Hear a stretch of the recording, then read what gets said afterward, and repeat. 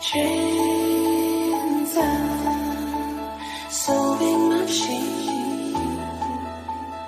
All those years, they were here first. What you say? Oh, that you only meant well, well, 'cause you did. What you say? That it's all for the best, because it is. What you say? That it's just what we need, and you decided this. What you say? What did she say?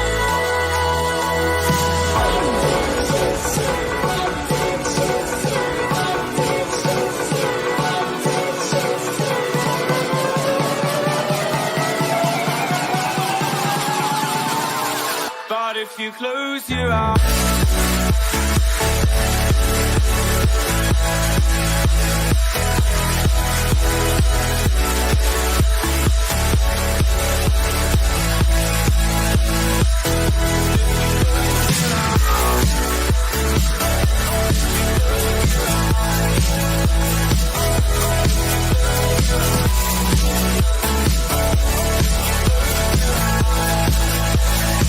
but if you close your eyes,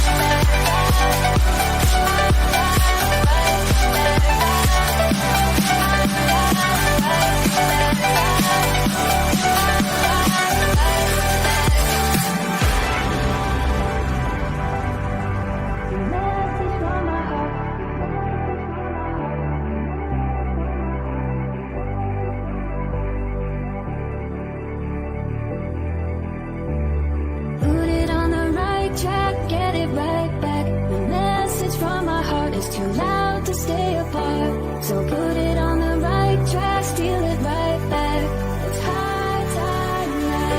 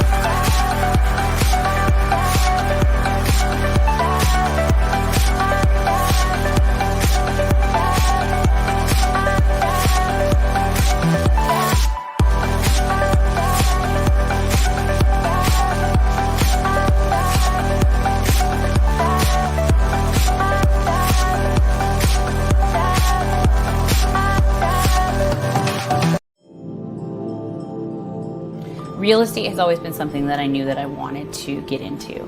I have always wanted to be my own boss. I've always wanted to do my own thing. I've always wanted to take my own path and be responsible for my own destiny. In my current position, I 100% feel held back. Could I get cost of living increases occasionally or bonuses here and there? Absolutely. But I would be working harder every day to put money into someone else's pocket. And I had that realization one day where, none of us know if Social Security is going to be there when we're in our 60s, 70s. People are working until they're 70 years old just to make whatever Social Security has to give them at 70. I do not want to be that person. I feel like I have so much more to give and so much more to learn, and I just feel like at this point in my life, still being in a place where I can make those changes, and I have a husband and a family that supports those changes, I need to take those risks and those chances for our future. All right, Charlie Bucket, you ready to drive around, see if we can find some for rent signs? Kill a little bit of time and work while we're waiting for brother to finish water polo? Let's roll. You can't put a price on time, in my opinion. Money is great, absolutely, everyone wants it, but something that we would rather be rich in is time. You see any yet? Oh, there's a for sale. I think we have a little bit on this block. Jackpot! I think that if someone would have told me a year ago that I would be currently where I am now, I wouldn't have believed them, because I would have thought that doing something like this would take hundreds of thousands of dollars and would take, a real estate license, a broker's license. I had no clue that there were as many opportunities in real estate as I do now in the few short months that I've really studied it. Learning about short-term rentals gave me the confidence that I needed in order to know that I was going to be okay. Since starting the short-term rental mastermind just a few short months ago, we have built a portfolio of almost 4 units now. Our 4th unit will be live here in just the next couple weeks. And that's from knowing nothing to securing our first lease to now being in the process of securing our 4th lease. We have no plans on stopping anytime soon. We have a goal in mind for the end of 2018 to have 20 units online, and hopefully we blow that goal out of the water. This is going to be an avenue where I can provide financial freedom for my family much quicker than I could doing a lot of things out there, including sitting behind a desk. Absolutely. And it's going to create passive income for my family, which is more important. Knowing that you can do it without having to own, knowing that you could do it without having to have hundreds of thousands of dollars in the bank, knowing that you could do it with a proven system and models that work and materials that you could study to make it happen, it was a no-brainer after that. And that's really what had us making that final push. Like, this is it. This is what we're doing. All in. Don't hold anything back. We're gonna hit this one out of the park. Going up? Yeah. Okay. This in no way, shape, or form is a shortcut to wealth. It is hard work. It's going to require you to study and to know exactly what you want to do before you do it. But if you want it bad enough, you're gonna find the time to do it. And that's exactly what I do. Perfect. Locked. My current schedule is crazy. My schedule without trying to start my own business was crazy. So add in the fact that I have been trying to build my own business, and it just takes it to a whole nother level. Being part of a mastermind with Jay is like being part of a family. I never feel like there's a time where I can't reach out to him and ask him a question and he wouldn't answer it immediately. I mean, we are part of a Facebook group that we are constantly asking questions back and forth to one another or calling him out specifically on a question that we feel like he's going to be the one to answer. And he's answering within minutes. He's just never more than a message away. And that's such a cool feeling because there are questions that come up constantly with this. And what's really cool is that everything that he's teaching us, he's done. And I truly appreciate that from him as a teacher and a mentor, because there's a lot of people that would just recommend based on what they've heard or, without proving it first. He is not that person. He has taken the time to fail so that we can succeed. There are so many ways that you can do this if you know how to do it. And I would say that that's what's holding most people back, is a lack of knowledge and understanding of how simple it could be if you take the time to learn it, and then if you implement what you're learning into your practices. That's what keeps me going right now through these long days. And that's what keeps me committed, is knowing that there is going to be such a bright light at the end of this tunnel. I mean, I'm already seeing it. Just months in, just working the system and seeing the results so quickly is what keeps me going, is what keeps me excited. Because all I had to do was see that it can be done. We have goals in mind. We're going to hit those goals, and we're going to hit them hard. And hopefully we're even going to surpass those goals because we've been given everything that we need to do so.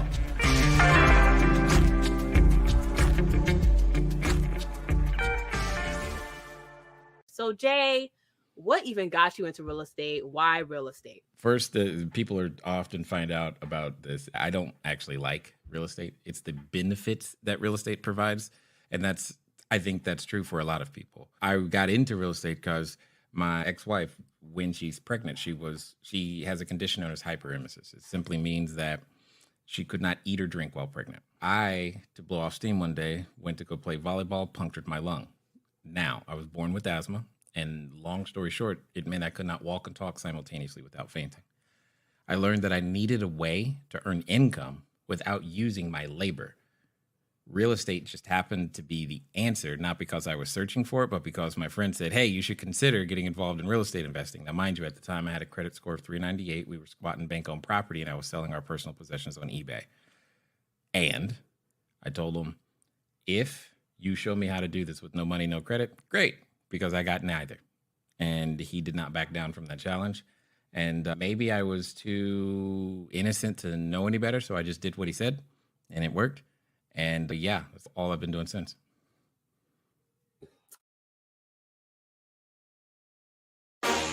Jay Massey is a full-time real estate investor. He's an entrepreneur. He also teaches people how to find deals, raise capital for real estate investments. Meeting Jay Massey in person, you'd think he's just a regular guy. He's got jeans and a t-shirt on and a pair of sneakers. But he's built up a multi-million-dollar empire. I hope you do have an empty notebook because it's going home filled. Jay gives back so much value that I've never seen. Now, at this moment, when I'm looking at the kitchen, things are going through my head. You want to be friends with him, and he treats you like you're the only person in the room, even though it's for the benefit of everybody. This is how, when you ask yourself, how does Jay do it? This is how. He tells people that they have to take action, and they have to take action now. I took the action, and the results have paid off. What happens when the marketplace understands who we are and how we go out there?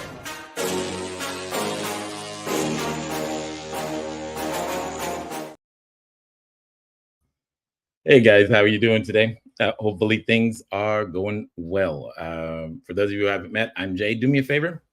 Just give me a thumbs up or big old clap emoji so that I know that you can hear me, I want to make sure that that is good. So long as we're good there with the sound on your device, etc., then hey, I think everything is going to work out just perfectly and fine. So as I said, or was said, or you see at the bottom right here, you see this, that thing that's right there. Yeah. So do us a favor, go ahead, type in the chat right now, preferably right now, so that we can know those three things. Where are you joining us from? Like, where are you geographically? We currently work in a number of different countries, 17 to be specific. And how many short-term rentals do you currently operate? And what is one major thing you wish to glean from today. Okay. So where are you? How many short-term rentals and one major thing? Got it. That would be really, really helpful for us today. All right.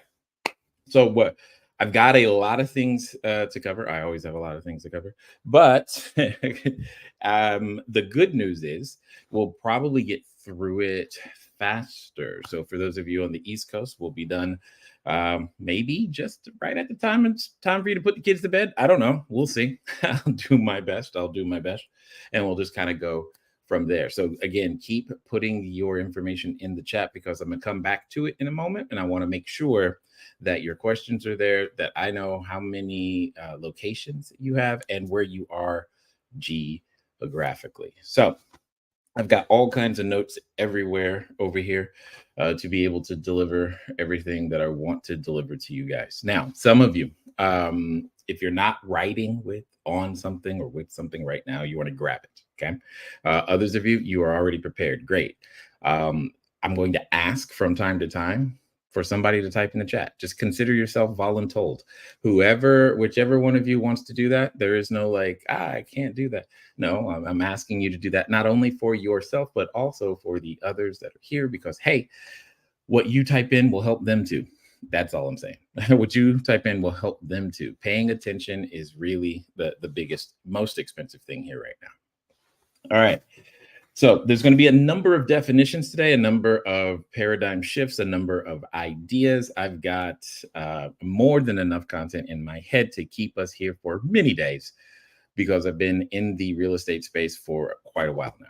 So those of you who I've not met before, I've been around in the real estate space for, a while. And the short-term rentals I currently have is not anywhere near where I'm stopping, if that makes sense for you. But also what's more important for you to understand is that I have been working in the real estate space and have been helping individuals for more than a decade achieve various different results, right?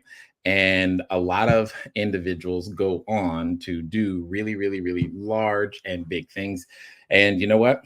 I'm going to definitely introduce you to some of them today because we want to make sure that you get a shot to just get your, I'll say, juices flowing, your ideas going as it relates to this business. Because it has been my experience that the majority of the people who come here think of short-term rentals as primarily vacation. Those two things, for whatever reason, go together. That's what this is. It must be that, right, Jay? Well, no, not at all. So that's why I'm saying get the pens, get the notepads, all those types of things, because we're going to go through a number of concepts, a number of ideas, and I want to make sure that you are ready for them, right? Because sometimes they go fast, sometimes they don't. Now, one of the things, you know what? Let me just do this right here. Because if I do that and go to here and go to there. Perfect. All right. So we've already covered the locations, a number of short-term rentals, and the one thing you want to learn. The next thing I want to say is basically right here. Okay, got it. Today is not about selling you anything, not trying to sell you anything. At most, many of you are going to want to continue your journey in education with us. Okay. And if that is something that you want to do, you already see a button or that you can press to make an appointment to talk, in this case with me. Now, on that button, you might notice that it says something about a secret word. I haven't given it to you yet. It's really important that you have it. All right. So it doesn't mean that you can't schedule an appointment, but it does mean that you're going to need that secret word. So just know that. Also, that should help some of you relax. We're not trying to sell you anything today. We are a training and consulting company. This presentation is about me transferring information to you to help you get started. Okay. And I'm going to tell you why that many more companies we think should be willing to do so. But to give you an idea, when we do ask for compensation, here comes the first thing that you should write down for your business.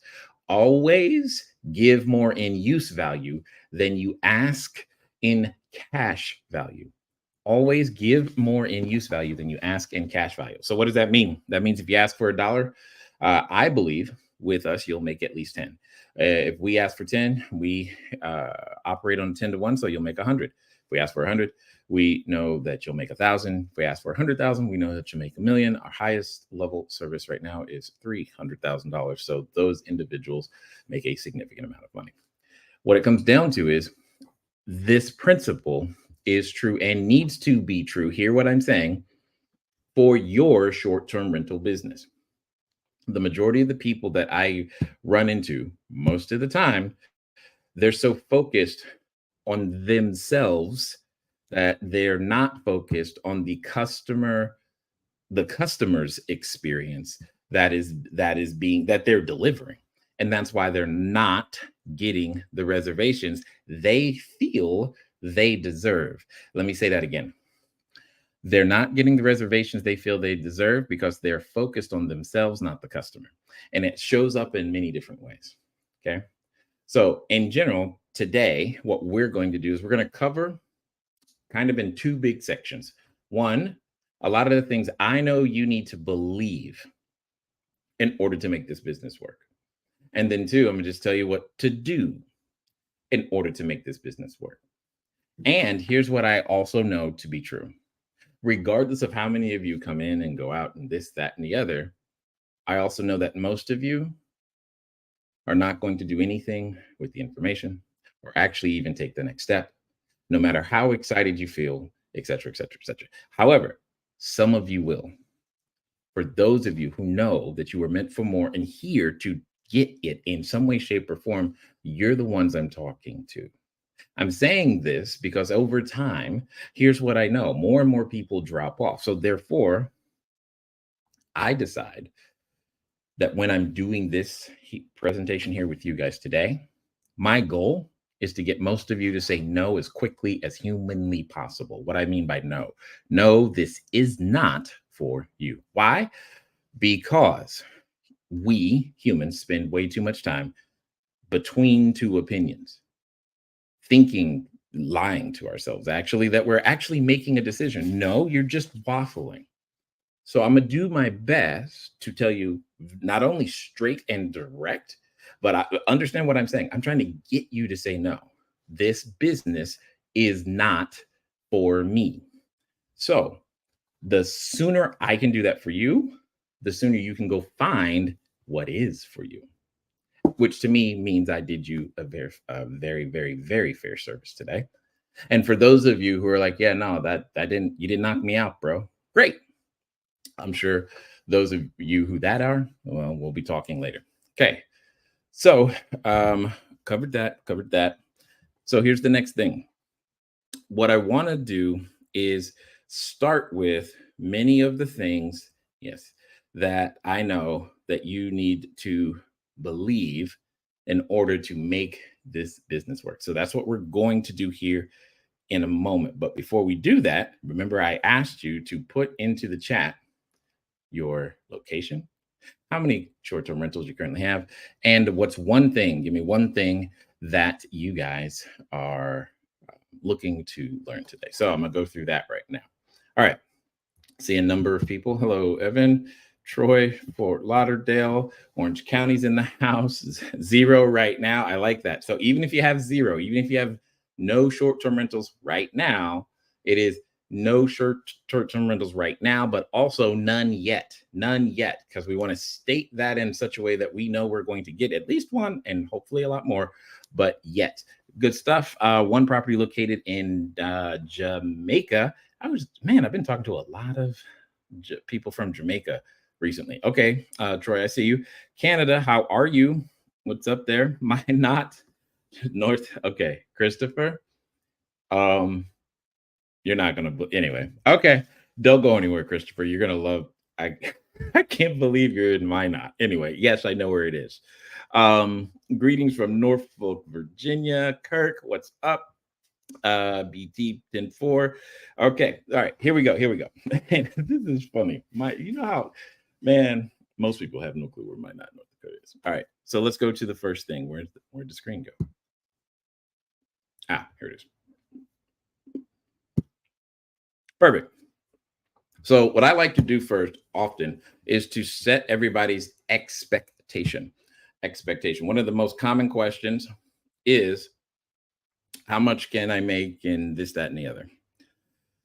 So, number one, stop with the idea of making money. Start with the idea of earning money, but more importantly, receiving compensation as a result of providing value. Hear what I said there. Receiving compensation as a result of providing value. So if you provide $0 worth of value, you should receive $0 worth of compensation. You are not making money, you are providing value. That is a fundamental shift in thinking that will be continuous throughout this presentation. So what does that mean? That means when it comes to running a system that provides value, also known as a business, the potential, when done correctly, is not tied to limited resources like your time or labor or energy. Therefore, when I say to you the following, it should not be too much of a shock, but it might be for some of you, that my expectation for those of you who go into this business is that your annual income becomes what you do on a monthly basis. That's what this is. And then number two, that over time, you learn to work 1 hour per day. So what does that mean? That means whatever you're used to today on an annual basis, I want you to get used to that idea of that being monthly, number one. Then number two, learning to provide value on 1 hour a day. Do you hear what I'm saying? So this is part of the challenge with this is I'm saying to some of you, hey, I make 70, 80, 250 a year. Are you saying 250 a month and I'm working 1 hour a day? That is exactly what I am saying, because that is the effect of a fully fledged business with systems. Okay. Now, to get to that, you got a lot of work to do. Will most of you get there? Probably not. Like I said, most of you are not even going to make it to the end of this presentation. But that's a whole nother story. Here's my point. Annual income on a monthly basis and working 1 hour per day is not a result of the hours you work per day, but the value you are bringing to the hour. If you bring more value to each and every hour, guess what?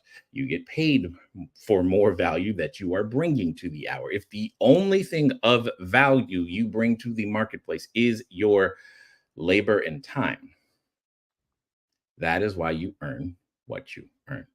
And this is a very simple concept. When a movie comes out, for example, it brings more value to the hour. We all buy a movie ticket or watch it on pay-per-view or whatever. It brings more value to more people in 1 hour. Therefore, they receive evidence of how much value, and we just denominate that value in terms of dollars. So the more value or units, because you're going to hear me say this a lot, the more value or units you can have running in any 1 hour just means you make more money in that hour. And it is a result of your skill set at running said system. Hopefully that makes sense. If that doesn't yet, just stay tuned. We'll get there. That is a fundamental piece for you to get. Now, here's the challenge. The challenge is that I'm giving you data, facts, etc. I've had a long number of years with this type of data, facts, etc. And I've had time to increase all the things that I believe and unlearn all the negative things that tend to get in the way. Okay. So some of the negative things that are getting in your way right now have to do with the numbers that I just said. And it's going to continue. So I might as well explain it to you. This is what's happening for some of you as I as I'm speaking right now. Okay, here's what's happening. I am giving you facts. What do I mean by this? There have been months, and many of you, depending on which presentation you saw before you got here or however you got here, you saw some of our P&Ls and whatnot that we make available. And you saw a month where the portfolio at that time produced 75 grand in that month. Okay. That's a fact. Okay. Now here's the problem that some of you are experiencing with that fact. Anytime we are given a fact, okay, we all, because we're human, put a frame, this yellow frame around the fact. And we take our eyes and we focus not on the fact, but the frame that we create, the frame that you create, the frame that I create. And then we do one of two things. We divide that into two. Everything on this side of existence has at least two sides. Okay. It's either unfavorable or favorable. You can't slice of bread thin enough for it to not have two sides. Okay. Everything has at least two. Some of us are predisposed to make this frame and look at the favorable side of said fact. Some of us are predisposed to look at the unfavorable side. You know who you are. Here's the thing. If everything has at least two sides, have you considered the other? For those of you who consistently and habitually, especially by this point, look at things in the unfavorable side, your challenge is to look at it for the favorable side. And if you're like me, you are default to the favorable side, and you've got to learn how to examine the unfavorable side, even when you don't want to. Okay. You got to learn to do both. Here's why. Because as we do this, here's what happens to us. As we continue to stay focused on the favorable side, we tend to develop faith. And if we stay focused on the unfavorable side, the belief we develop is doubt. So let's look at it this way. When we're focused on the favorable side, what we're saying is we believe in an outcome that is in our favor. When we're looking at the unfavorable side, we believe in an outcome that is not in our favor. Not overly complicated right there, right? It's not overly complicated, but that's what we do. And you've been doing this all your life, and you're going to continue to do it. So just because I now made you aware of it doesn't mean you're going to suddenly never do that again. I'm not doing that. You don't know me. You're right. I don't. But you also understand what I'm saying, I hope. Because this is important. Okay. This is really important for you to get, because you're the one in control over that frame, right? You can control that frame. Now, when we hold that frame long enough, what happens is not only do we develop this belief, we didn't have emotions tied to it. When it becomes doubt, it becomes anxiety. When it's faith, it becomes anticipation. You remember, for those of you who celebrate your birthday, Christmas, something, you knew you were getting the Sock'em robot or the new PS5 or whatever it is you wanted. Anticipation abounded, did it not? Did it not? Did it not? It did. And you were excited about it. And when you didn't think the outcome was going to be in your favor, boy, wait till your dad gets home. Oh, you're going to, anxiety developed. You're human. That's always been there. So what it comes down to is exactly this. Exactly this right here. You had a frame and we focused on it. And the same is true, and it's happening right now. When you have anticipation, that's powerful. When it's anxiety, it's helplessness, and it's our own doing in a way. So what does that mean? That means no matter how many times this fact sits here, your frame, which you control, is the thing that allows you to determine whether this is potentially favorable or unfavorable, not for me, but for you. Here's why I'm saying this and being so clear about it. As of right now, you, me, we are all of us are missing out on additional opportunity as it relates to short-term rentals. You right now in your area right now, today, could have literally an additional 100 units, 100, And that would not put a dent in the demand that is required. There is no such thing as a saturated marketplace. Let me say that again. There's no such thing as a saturated marketplace in this space at this moment. There is no such thing as a saturated marketplace. Sorry, I'm laughing because so many people say this to themselves. And I know why they say it to themselves, but they say it to themselves so that, they have a excuse for not actually putting in the work to build the entire business. So what it comes down to is there's no saturated market. So let me say that differently. Yes, it works where you are right now. Yes, it works where you are right now. Okay. Right now. And if you've got a real estate license, I'm still talking to you and I'm telling you it works where you are right now. And it is what you don't know that makes the difference. It is what you don't know. I know you have a license, but you don't know still if you think it doesn't work. I promise you this. Okay. Now, with that being said, because of how we form these frames, we take appropriate action in conjunction with them. So understand what or how much you could make is irrelevant, because you're going to put a frame around whatever the number is. I could say $1. I could say $1,000. I could say $15,000 a second. And guess what? Guess what? It wouldn't matter. You know why? Do you know why? Because you're still going to put a frame around it and you're still going to look at it favorably or unfavorably. And then you're going to take action in accordance to what you believe. And here's part of the problem. The next part of this same problem, okay, is right here. Because we, all of us, me, you, everybody, we all have things that get in our way. And one of the things that gets in our way, oh, we're getting to that, is right here. It's right here. Okay, so this is, you have things now. You came here, you have stuff today. I know you do, and that's good.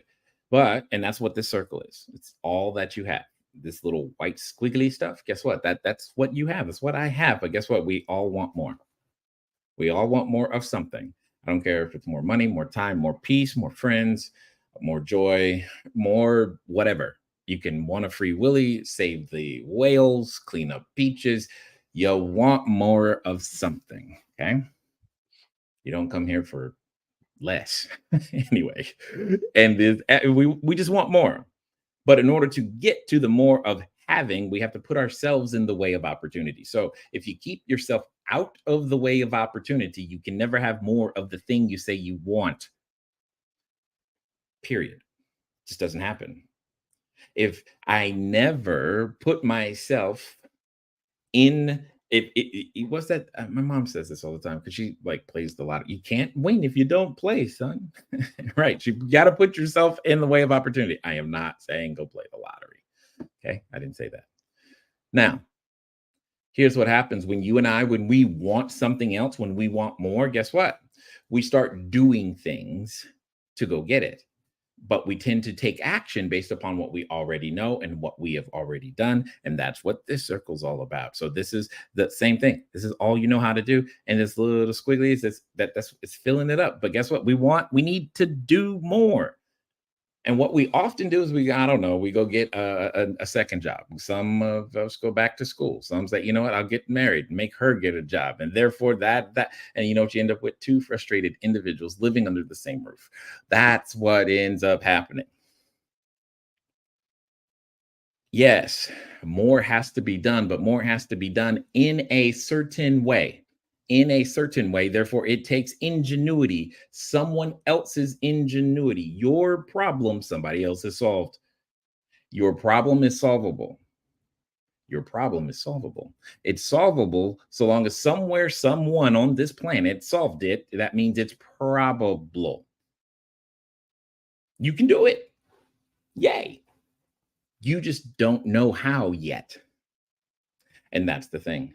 We keep doing and doing and doing until we get frustrated. Now, here's the fun part. That frustration serves a purpose, and it serves the purpose to force us to look, in this case, within, to realize that part of the challenge is that we have to become something different than what we currently are. Again, the circle. This is all that you be right now. I'm aware the grammar isn't perfect. Stop. Okay. So this is all that you be right now. Inside there's white squigglies. But you got to be more. You got to be more. And the only way that happens is with intention. Someone write that in the chat. Intention. So there's either intention or there's distraction. There's nothing else. Intention or distraction. You don't randomly happen to get a short-term rental. You don't randomly happen to get the resources for a short-term rental. So let me do this right now. I need, okay. Come here for a second. No, come a little bit closer. Yeah. You ready? You do not have a money problem. You have an idea problem. The reason you don't have a short-term rental yet has nothing to do with your lack of capital. Your not having money is not stopping you from being able to have 1 or 100 short-term rentals. Why am I saying that? 1, it's true. It's a fact. The challenge is you have to become something more than what you currently are, with intention, leveraging someone else's ingenuity while putting yourself in the way of opportunity to then therefore have what you want. One of my mentors says it this way: use what you have to get what you need so you can have what you want. I'll say that again. Use what you have to get what you need so you can have what you want. So it is not an issue of not having something. Hear what I just said. Got to use what you have. You can't use what you don't have. All right. Now, I didn't say that money wasn't an ingredient. I did say that's not the reason it's stopping you. No more than, now look, I don't cook. I just don't. And so that means if I wanted to bake a cake, I'd have to go get all the ingredients from the store. I don't have any of the ingredients right now in the house. So hear what I'm saying. Do you hear this? But I know where to go get the ingredients so that when I need them, I can then use them. And the same is true for every resource required to build your business, not mine, yours. You just didn't know that. You just don't know how to get access to them. And that's why you are here. So in order for you, me, we, all of us to have the things we want, we got to use what we have, not what we don't have. We got to use what we have, okay, to get what we need so we can have what we want. And the only way to do that is to become more than we currently are, with intention, using someone else's ingenuity and putting ourselves in the way of opportunity. So let me say that also differently to answer a question before you ask it. No is the answer. You cannot do this. You, the version of you that is here with me right now today, cannot do what is necessary. See how this, the version of you who you currently be cannot do, cannot do what is necessary to have. Now, becoming a different version though, yes. And that different version will emerge, and that's over time. You start before you're ready. In fact, you only get ready as you start. You don't need to see the entire staircase, just the next step. You've heard this before. All I'm saying to you is putting it into context as it relates to short-term rentals, because you have considered opportunities and thought you could do a thing before. This isn't the first time. I am trying to make it the last time, but it's not the first. And here's the thing. Until you are willing to submit to this process, don't start. Don't start. Until you are willing to admit, I don't have everything that I want, and I need to put myself in front of opportunity, and I'm willing to listen to somebody else because I know I don't know everything. And more importantly, this is going to feel uncomfortable because I have to intentionally become more than I currently am because, hey, nothing just randomly happens. That's what you're committing to when you're trying anything new. So just know that, okay? But because this is such an important thing, we got to go a little bit further with this thought process, okay? So here's what I mean, because I said you got to do things in a different way. One of the first things you have to understand is that to know and not do is to not know. So here's the thing. Here's why I'm saying this. Sometimes we can do a lot of things in life and we feel like, oh no, I have done everything. The world now owes me.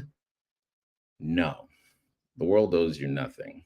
And the Calvary's not coming.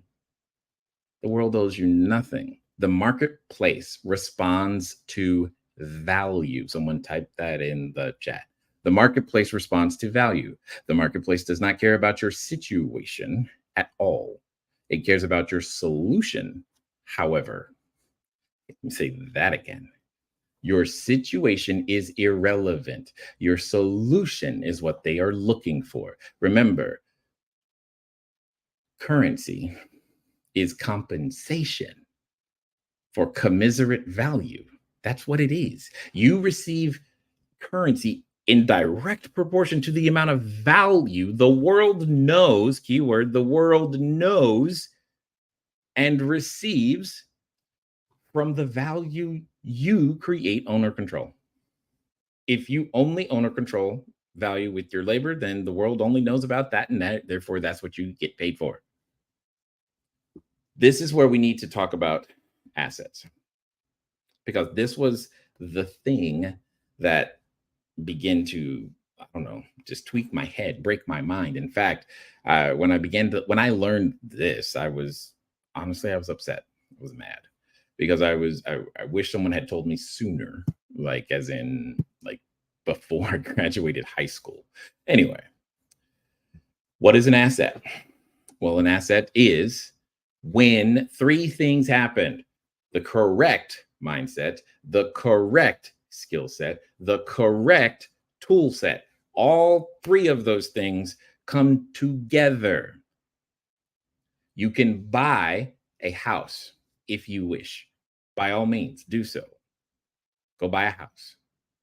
Buy a rental property. I don't care. But unless you know how to turn that empty piece of real estate into an asset, you are in trouble. And no, the answer isn't just hire a property manager, okay? You still have major responsibility here. But asset equals correct mindset plus skill set plus tool set. So here, there are many things we do not, especially collectively, have the correct mindset on. Here's one of the things you might believe that when it comes to mindset, that is messing with your ability to receive value, because that's what you want. You want more of something, and more of something typically means we have to provide more value to the marketplace first. Then we can go get whatever it is we want. The marketplace doesn't care what you have. It doesn't care what you want. It only cares, how are you solving my problem? If you're not solving my problem, then okay, cool. I ain't got nothing to do with you. That's it. Okay. So what does that mean in this case? That means, let me see if I find it one more time. We have to have the correct mindset about certain things in order to be able to receive them. Period. Here's one incorrect mindset. Completely incorrect mindset. And some of you are going to like You would instinctively, when I say this, remember what I said about drawing in a, what's it called, a frame around the fact? Here it comes again. You ready? You believe that time is money. I know you do. You've heard it. Time is money. Time is money. You've heard that many, many times from, I don't even know how many people, but you've heard it before. I'm not the first one to say to you that time is money. However, I might be the first one to say to you that that is a lie. Time is not money. Okay. Now, I like math a lot. Math and money are the same. So for those of you who said to yourself, well, I didn't like math, understand math and money is the same. So if you don't like math, you don't like money. That's how I see it. But anyway, time is money. So time, represented by this little poorly drawn clock, is equal signs money, $ USD. Time is money. Is that true? Remember when we were doing proofs? Sorry, I can't help myself. I like math. Time is money. So let's find out. Time is money. All right, here's a situation. You tell me. You have a terminal illness. Well, let's rephrase. Not terminal. It's curable illness. Sorry, that was the wrong word. You have a curable illness, but in order to cure it, I don't know, some form of cancer. All right, let's just go with that one, since everybody at least has heard of that one. You have some form of cancer, and guess what? To solve it, it can completely go away. They can guarantee it's gone. It's going to cost $1 million. Now, you just so happen to have $1 million, but that's all you got. But hey, if you don't have the surgery, and for whatever reason, they don't take your insurance and they want you to pay up front. Okay, so quit trying to think of a way around it. Hear the point instead. They'll take your $1 million. And now, you know what? Instead of just 5 or 10 more years, like you get to double that life, baby. You got more time. What are you going to do? You're going to spend the $1 million. See, we say things that we actually don't believe to be true. But when we act on a daily basis, we do the opposite of what we're supposed to do.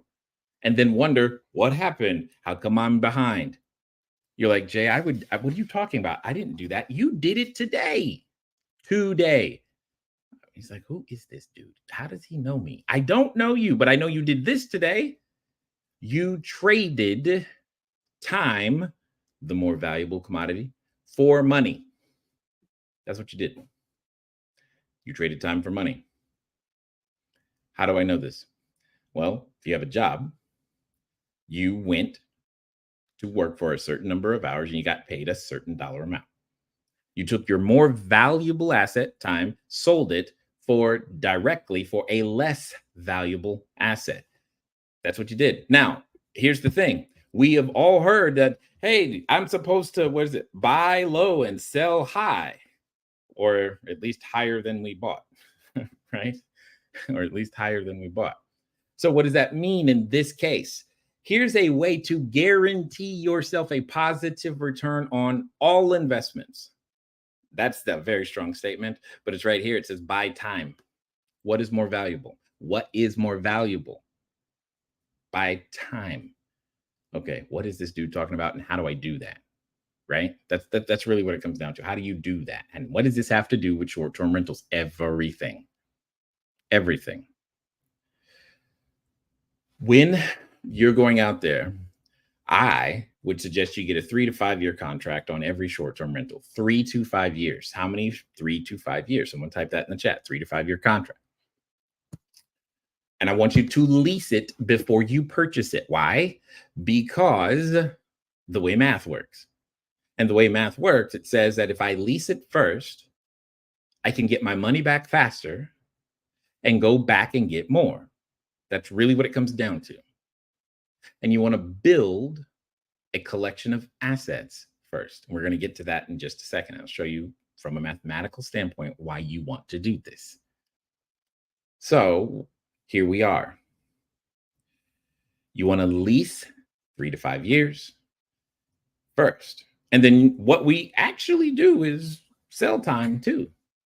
So we buy time at a wholesale price from a landlord, whether it's a 1-year contract, 3, 5, whatever. You buy a bunch of time at once. Okay. And it comes with its own financing plan. So you are committing for an entire year, but you're paying every 30 days for that time. Do you hear what I am saying? You're paying every 30 days for that time. That is really what we're doing. This should be bringing you some hope, because I'm telling you how to buy time. When you control a property, you control the time at that property. So you don't have to buy the property in order to control time at the property. That is therefore the definition of the lease. Right now, the only thing I care about from the property is controlling the time at the property.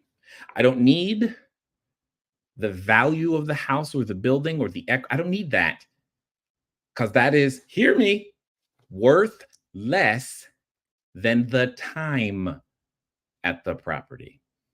I need you to hear that. It's worth less than the time at the property. So I can sell that time at the property for more than the equity in the property.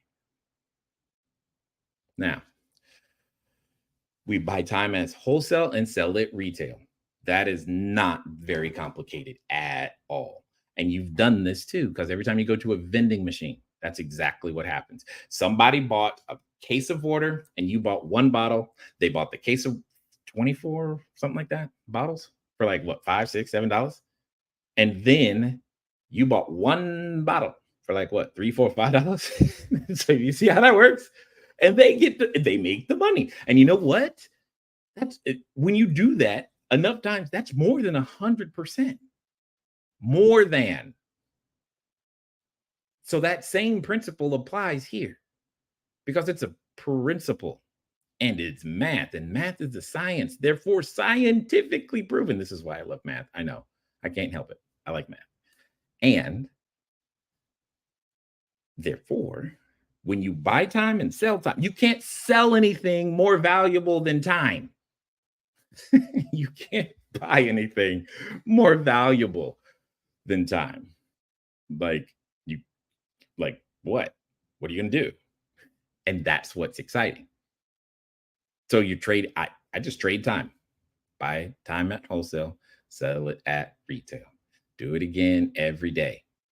Now, when you do that and don't use your time to do it, you win. And the only way to not do that with your time is to build a system. See, a system is an asset to its business. A system is an asset to its business. Now, all businesses, I'm going to be very reductive. I'm going to give you the 6 areas all businesses have. Okay, I'm being super reductive right now. Okay, you ready? Sales, marketing, finance, operations, service delivery, plus the entrepreneur's mindset. Those are the 6 areas: sales, marketing, finance, operations, service delivery, plus the entrepreneur's mindset. Those are the 6 areas of your short-term rental business. Those are also the 6 areas of every other business you have ever heard of. Okay? They all have them. Licensed lawyers, attorneys, counselors, coaches, Coca-Cola, Pep, all of them have those areas.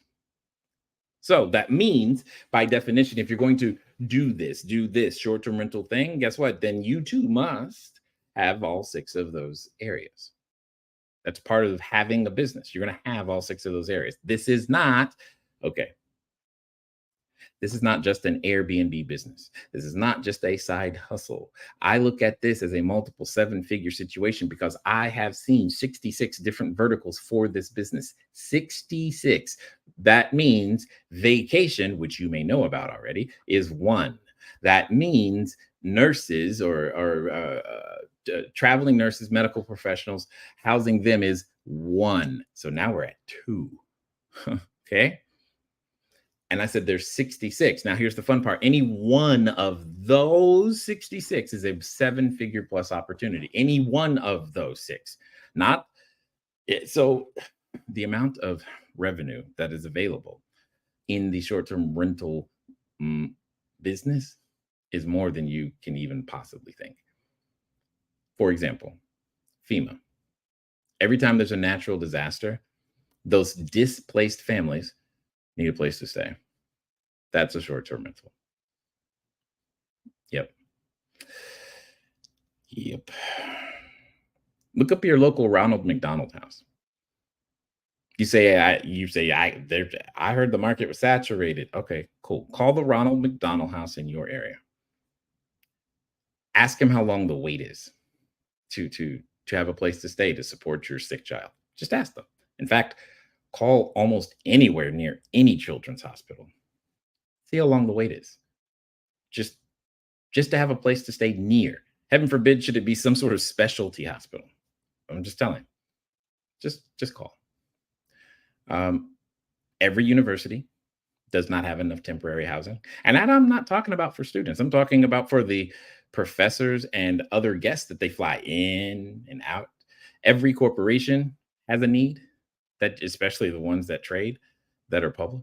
They all have needs for this type of temporary housing. In fact, the next time you see on the news that something burned down, like an apartment or a house, that family, guess what? They have a need. Or if you see in your neighborhood a house that floods today, that family has a need for temporary housing for 30, 60, 90 days, etc., however long it takes to repair. Or if someone sold a house today, but is still waiting for escrow to close on another one, guess what? Somebody needs a house today. In fact, if someone got divorced today, quite potentially two people need a house or a temporary place to stay.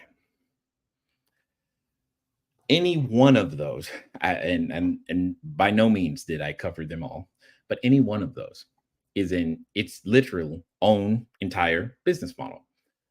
All of it. So what you know as Airbnb, VRBO, all these things, those are just marketplaces. They're not business models. It's a customer acquisition strategy. That's it. It's how you acquire your customers for your short-term rental or temporary housing business. This has been around forever in the United States since the Civil War period. And what's changed is technology. Yay. So that's the thing that's changed, that creates the opportunity for me and for you. That's it. Now, here's the point. My point very specifically. If this is something you want to do, start with the end in mind.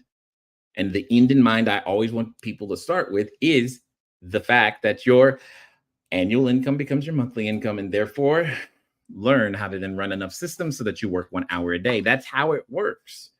You've got to see that possibility. And that's why I say that, because the idea, because you may have come here, oh, I just want 1, 2, or 3, but the marketplace head says, but hey, we need like 1,000, please. And you're like, well, I want to see if it works. You have 1, they need 1,000. What do you think's going to happen? But you got to know how to put yourself in the way of that opportunity. Okay. So this is not an issue of scarcity where I got to find the right person or it's not going to work. No, but you do have to have the correct systems. You do have to understand how to talk to people, the type of person you're actually looking for. And you need to know that, which is more than just, oh, I just put it on Airbnb and see what happens. That's a gamble. Your boy doesn't like that. Y'all can like it if you want. I don't. I like to know. And if I can't know, then that does not make me feel good. That doesn't make me feel good. Okay. Now there is And this is part of the double-edged sword, is that we confuse currency with competency. Simply because you earned money does not mean you know what you're doing. I'll say that slower. We confuse currency with competency. Just because you earned money doesn't mean you know what you're doing. Okay. And I don't care how much money that is. It's very, very, very, very true. Okay. So here's the thing. You, me, we, all of us have to come to the understanding that all of these facts and things that I am sharing with you, this how we respond to them, the frame you put, the frame I put, this is what's determining your results, right? The frame you put around the idea of owning a business and a system and all of these things. Oh my God, I could never do that. You have a watch or a cell phone. Guess what? That's a system. It's a closed system, but it's a system. It's also a delivery mechanism. It's also customer acquisition. It's so many things today, right? And in fact, it's also a camera. Now, here's the thing. This camera, which is another system, knows how to do its job better than you do right now. Simple. What does that mean? Remember, I said an asset requires three things. That's how we got here. We were talking about assets, in case you lost the thread. I know it's possible. I get a little excited sometimes. An asset happens when three things come together. Three things. I said the correct mindset, which is what I was just railing on, right? A lot. The correct mindset, how you're looking at, thinking about things. That's what happens. But the correct skill set and the correct tool set are also required. How do you develop, hear the word, the correct skill set? Well, professional athletes figured it out a long time ago. You have to practice, drill, and rehearse. If you want professional athlete income, you need to practice like one now in your business. You could practice like one and not have the correct mindset and only open one short-term rental. Hear what I said. You can work and work and work, but you only have one. And here's what's funny about that. For those of you who say things, well, I'll just get one and dip my toe in. You don't realize that running one is vastly different than running two. It is miles apart. And then running two is vastly different than running 10. And 10 is vastly different than running, I'm going to call it 35-ish.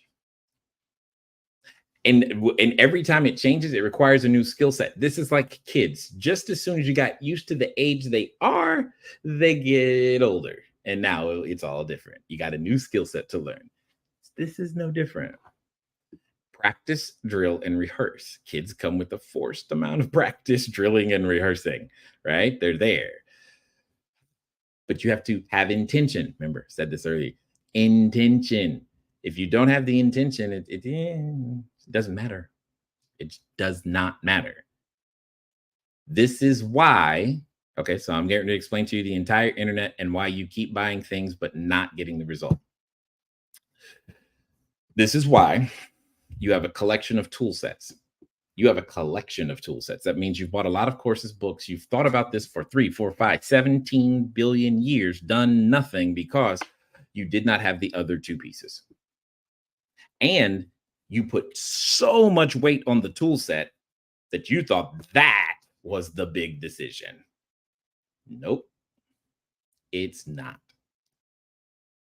For the sake of this conversation, let's pretend the tool set cost you $95,000. I did not say the tool set cost $95,000. I did not say that. The tool set costs $95,000. And you think that's the big decision, but you want to get into real estate. What? I wish real estate was only 95 grand. You still have to have the correct mindset and skill set. You still have to know how to use the tools. One of the major tools in real estate is language, words. Words mean things. And you and I must learn to use expert tools, from cameras to words to the rest of the systems in the 6 areas of business. We have to learn how to use expert tools expertly. So it doesn't matter how much money you got or not. but you still have to have access to the tool set, skill set, and mindset. And here's what I've learned. The only way that we as humans actually learn anything is through apprenticeship.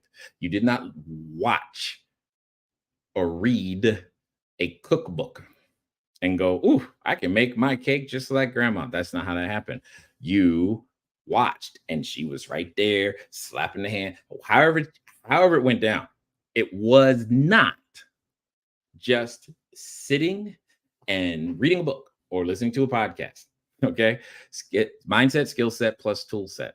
She had the tool set. It was in her kitchen. She had the skill set because she had practiced, drilled, and rehearsed. She had the correct mindset. We're going to make this with love. You know what I'm saying? All of those things. And you watched it done and you practiced it. Then you did it yourself. And then you eventually got there. Write this in the chat. Every master was once a disaster. That means you. That means me. All of us. All masters were once disasters at whatever it is they're doing today. It's kind of great. So understand the same is true here and with anything else you're going to do. And you have to choose that this is something I'm going to master, or don't expect the results. If all you're going to do is buy another tool set and not do anything, don't expect the result. Okay. Hopefully I'm setting some of you free right now, because this, if it's beginning to sound like work, then great. But there's one more thing that we still believe that doesn't help. And it's the idea of being anti. It's in yellow. We have been programmed to be for what is against us and against what is for us. We have been programmed to be for what is against us and against what is for us. The concept of filthy rich. I don't like being dirty. I am not that guy at all. So why would I ever want to be filthy and rich? I would never want that. But here's what happens in our head. We say filthy rich, but our mind says, oh, you have to be filthy in order to be rich. That's how it gets interpreted when you say phrases that are not in your favor. They're just not. So think about that. You can want one, but subconsciously you're like, oh, but it comes with being filthy.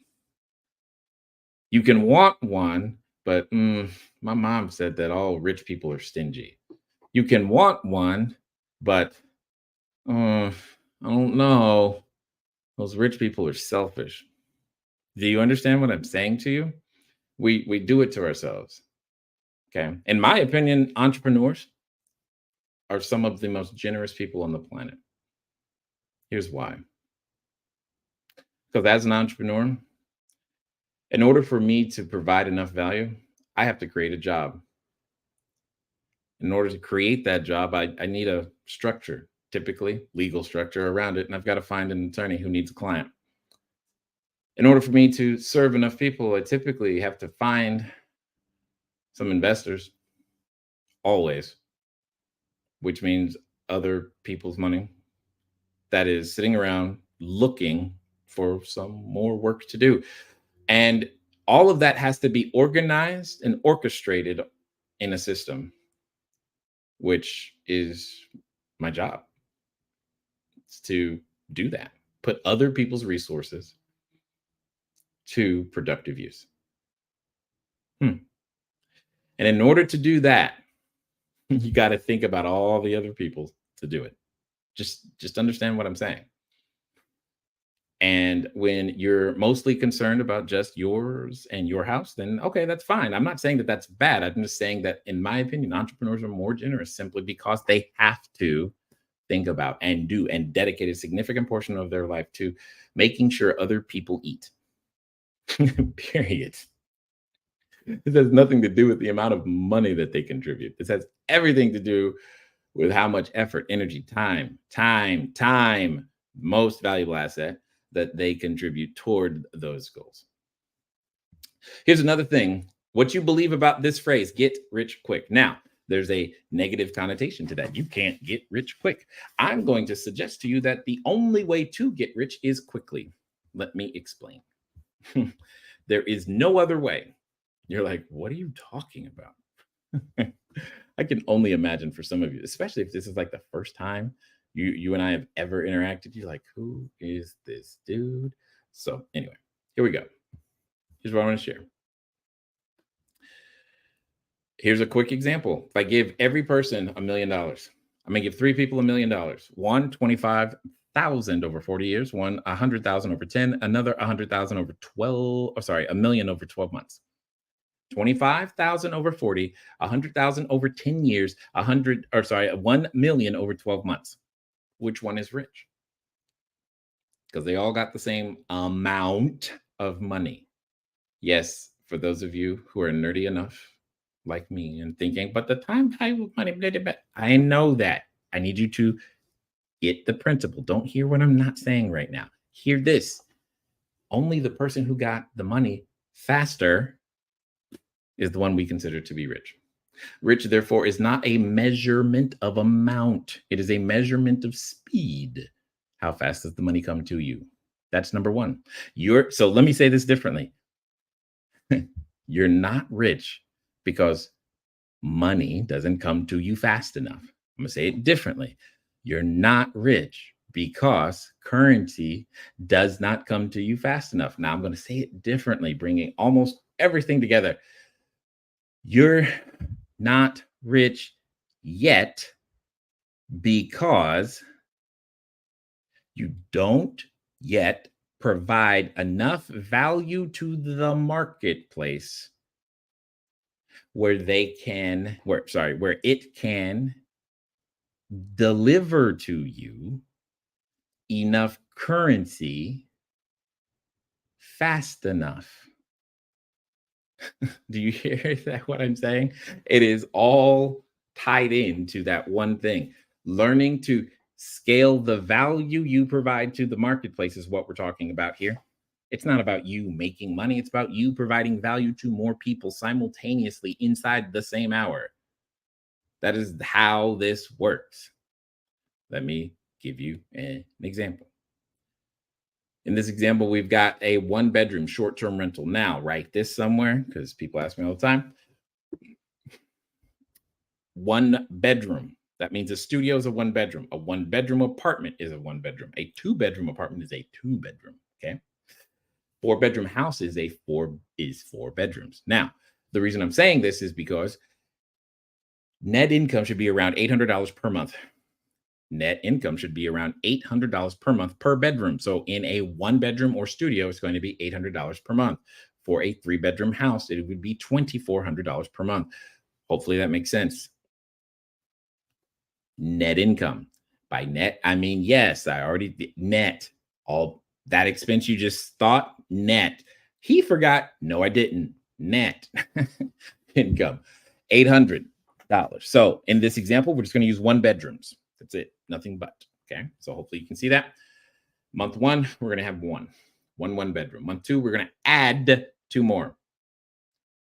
Month 3, we're going to add 4 more. Why is this important? Because in month 1, the most value we could bring to any 1 hour is our 1 bedroom. But when we get to month 2, guess what? We have 3. We have the value of 3 of these every hour now. And when we get to month 3, we have the value of 7 every hour. We're bringing more value to each hour, not based upon how special we are. No, systems. How much of other people's labor, skill, and capital can you put to productive use with the system? That's it. That's what it is. That's business. Yes, this is what we're talking about. What does that mean? That means month 1 income is $800 because we only have 1. Okay. Just using this as an example here. Month 2, we added 2. So it's 800 plus 1,600 for 2,400. Month 3, we added 4. 1, 2, 3, 4. 3,200 plus 16 plus 8 equals 56. Multiply that out. That's 67,200 net. That sounds nice, doesn't it? See, here's what ends up happening is that over that 12, over what is it? Over that over the year, 67,200 sounds great. But remember what I said? I said first, monthly income. So annual to month, and then 1 hour. See, that 1 hour is a function of the quality of your system. You can have a system, it could be poor quality, and it's still costing you a lot of time. So that statement I said, for those of you who are like, but I have 7 rentals and I can't do, you can't do it because your system is horrible at the moment. Simple as that. Okay, simple as that. And therefore, a better system gives you access to more value that you can provide to the marketplace. Therefore, you should have access to the absolute best system. Hear what I just said there. The quality of your tool set that you have access to matters, because it shows up in other places. So if you have a poor tool set, that'll be a problem. But if you learn to use skill set, learn to develop your skill set so that you're using expert tools expertly, with the correct mindset, you win. And now you have an asset. Hopefully that makes some sense to everybody. Okay. Now, all of that being said, many of you, these are all, there are more things that you need to believe and you will need to work on, but I had to address the most important ones because you want to know, what do I need to do, Jay? And here's the thing. Okay, I don't have a problem telling you what you need to do. I'm going to do that. We're going to do that right now because you want to know. And you swear up and down that if I just knew, then that'd be great. All right, no problem. So we're going to do exactly that. Okay, that's exactly what we're going to do. I'm going to tell you exactly what to do. Now, here's the thing. Remember how I was using cooking as the example? And it's like following the directions on the back of the, what's that called? Cake mix? You know how it's like, yeah, like that? What I'm about to tell you is what to do is very similar here. It's just like reading on the back of a box, do these things. Oh, that's it? Yes. So if I did those things, that's it. Yes, because that's it. Now, there are so many more nuances to all of it, but that's the thing. That's what you need to do. And I'm gonna do my best to give you what you need and what you're looking for, because it's just important. It's just important. Now, let me see if I can find what I'm looking for here, because I want to get you to a particular site. Okay, got it. Found it. So I'm definitely that's exactly what we're going to do. Now, here's what I need to do. Okay, what I need to do is I need to take a small little break, grab some water, whatnot. Now, when we come back, let me show you, because I'm going to play a couple of, oops, that's the wrong one. I'm going to play a couple of videos because I want you to see some more people. Okay. We're going to play a couple of videos. I'm going to get some water. Maybe you need to too. It's not going to be that long, so don't go very far. When the videos stop, I'll be back. Okay. That's how you'll know it's time, is because I'll be right here. And to keep things very simple, well, while this is happening, what I want you to do is that I want you to write in the chat what have you learned. And you know what? If you learn nothing, say I learned nothing. You're not going to hurt my feelings.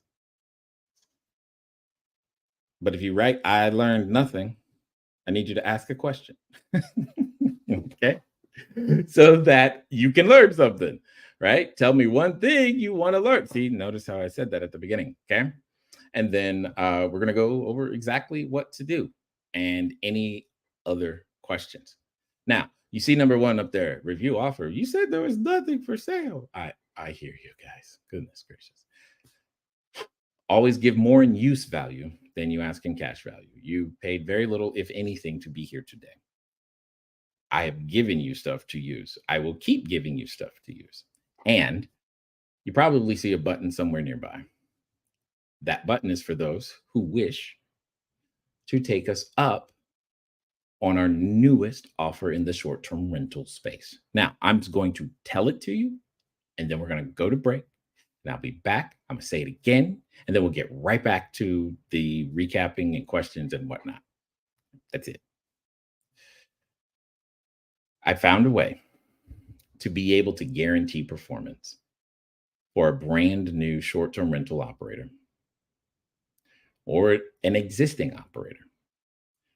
We now have the ability to guarantee an increase of $10,000 per month, an increase of $10,000 per month, whether you're new or not in the short-term rental space. And the reason we're holding the calls is because we're interviewing people who want to be a part and want to have that happen for themselves. This is not me owning or us owning the business. It's your business. Even if you have none today.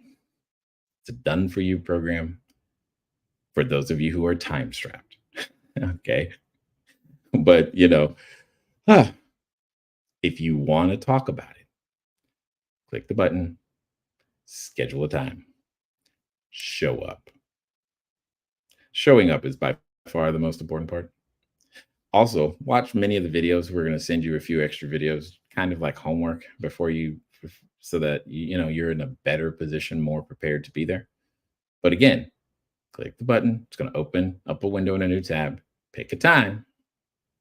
Show up. See, that did not hurt you at all.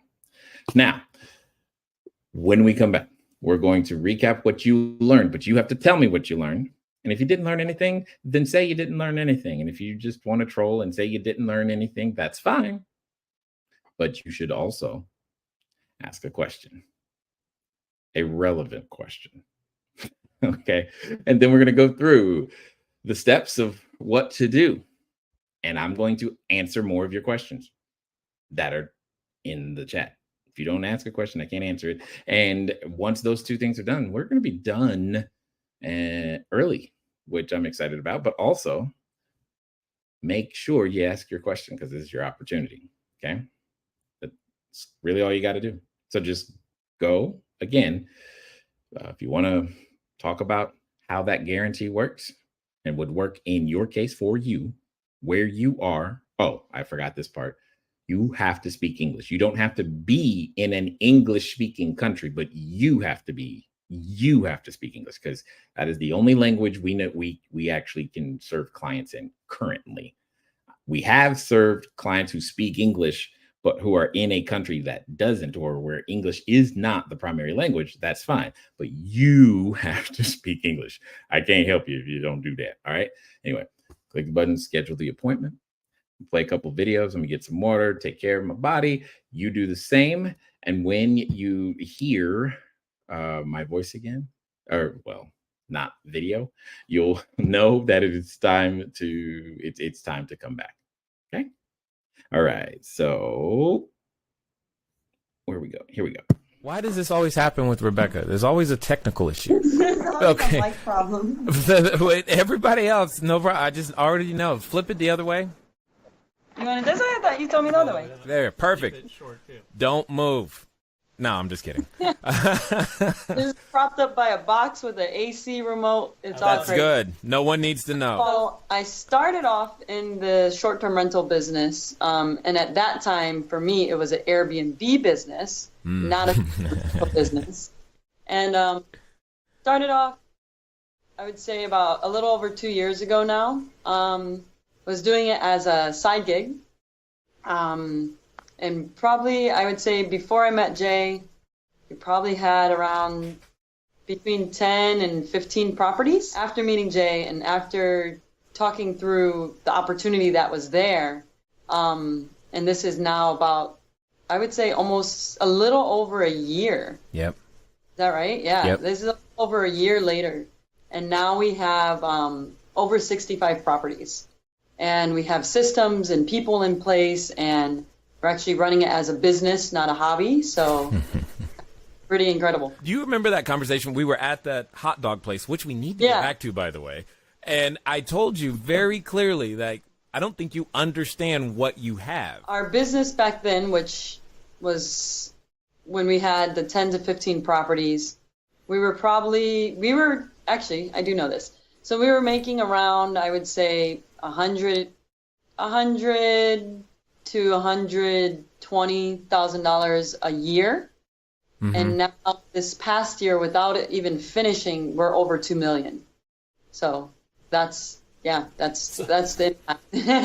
So it's worked.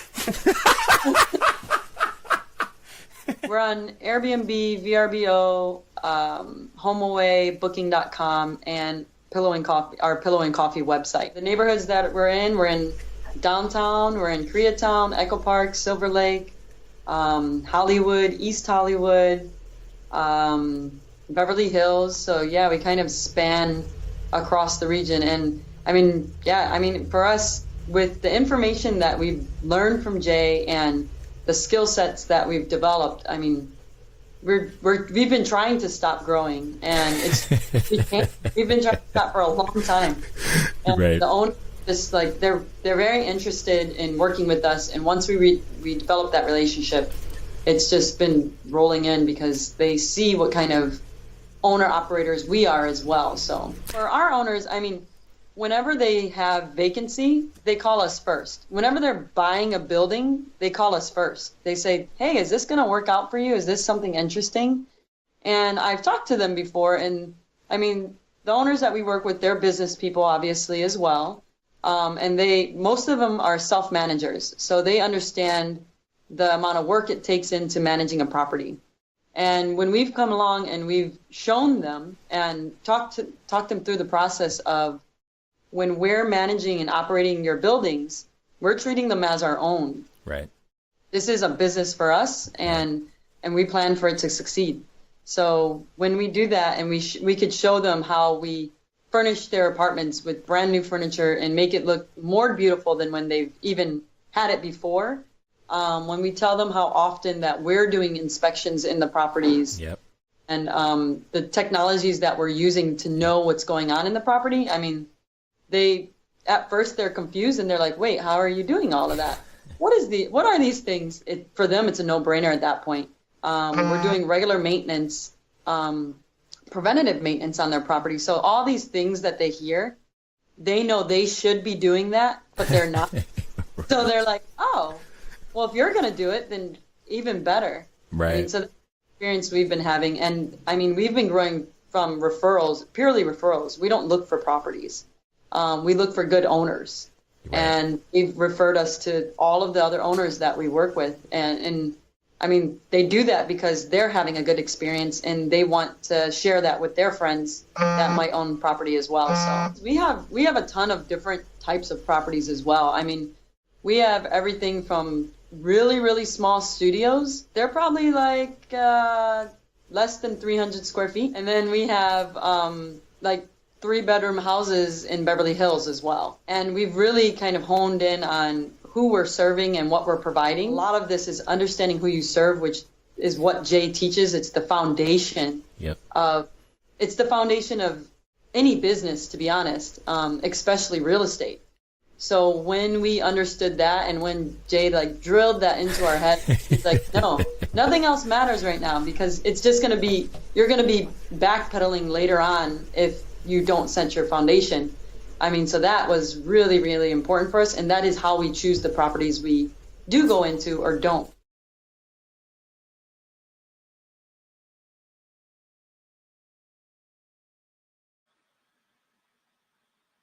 Hi everyone, I don't know if this is working. I hope so.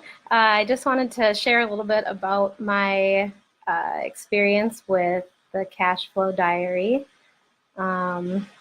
If this is going. I don't have much experience with going live on Facebook, so bear with me. Hopefully it's working. Anyway, so my name is Sarah Kingston, and I've been in the short-term rental business, part of the CashFlowDiary community, for about 2.5 years. I've gotten 8 units up and running over the past 2.5 years, and my units are all now over in Minneapolis, Minnesota. I'm actually currently active duty Air Force. I'm a dentist, and I'm stationed in Minot, North Dakota, which is about 500 miles away, or an 8-hour drive from Minneapolis. So I'm a little ways away from my units, right up by Canada. So I've always known that I wanted to be my own boss. I've never been really great about taking orders, just blindly doing what I'm told. Never really wanted to answer to anyone, request permission to take time off, have limits on my vacation time, all that kind of stuff. So clearly the military was a good idea. And I thought that becoming a dentist was the answer to all of that. I could own my own practice. I could run it the way I wanted. When I wanted time off, all I had to do was just cross off the schedule and then I could go. But what I didn't realize prior to stumbling across Jay and the CashFlowDiary family was that I was still trading my time for dollars. So yeah, I could take time off when I wanted, but unless I was sitting in that chair, I wasn't getting paid. And actually, if I own a dental practice, if I go somewhere, I'm losing a lot of money because you still have to pay the bills, you still have to pay the employees, and if I'm not there, there's no money coming in. So after coming across Jay and listening to a few podcast episodes, listening in on a couple of his webinars and things like that, I realized that what I really wanted in life was just to be able to go out to visit my sister in California if I wanted to, or go on a hiking trip in Colorado without worrying about whether I had enough vacation time or whether I would still have a practice when I got back home. And I still had all the usual fears that you come across when it comes to contemplating jumping into being an entrepreneur. What if I lose all my money? I work full time. I don't have time to do this. I don't know the first thing about running a business. I've never been an entrepreneur before. I went to school for biochemistry and dentistry. They didn't teach me how to be an accountant or customer service or management or any of that. They probably should have, but they didn't teach me all of those things. So I didn't know any of this stuff. But I could tell just by listening to Jay talk on the podcast and everything that he was not the kind of person that would just take my money and leave me to figure it out on my own. He's just as committed to all of his students, seeing them grow, watching them become successful, realizing their dreams, as I am to my patients and getting them out of pain and helping them. So that was saying something to me. So I jumped in 2.5 years ago, never looked back since then. This community that I'm part of is amazing. I live 500 miles away from all of my family and friends. I live by myself. I started this business without anyone physically near me to help out, who knew what I was doing, none of that. But I've never felt alone at all. Any questions that I have, issues that come up, if I'm ever feeling stuck or anything, the group is there to help out and support me. There's training calls every week. There's always people like, hey, I figured out this cool thing to do. And it's just everyone's helpful. If I post anything, within seconds, I'm getting an answer. And then there's Jay, who's always constantly testing all kinds of different stuff, software, technology, just different ways to make all of our businesses, including his own short-term rental business, become more efficient, successful, all of that. It's not going to be any kind of like get rich quick thing. You learn how to build a legitimate, strong, solid, lasting business. So I feel like I'm kind of living proof that things like having a full-time job, living in a remote area, if anyone knows Minot, North Dakota, it's pretty remote.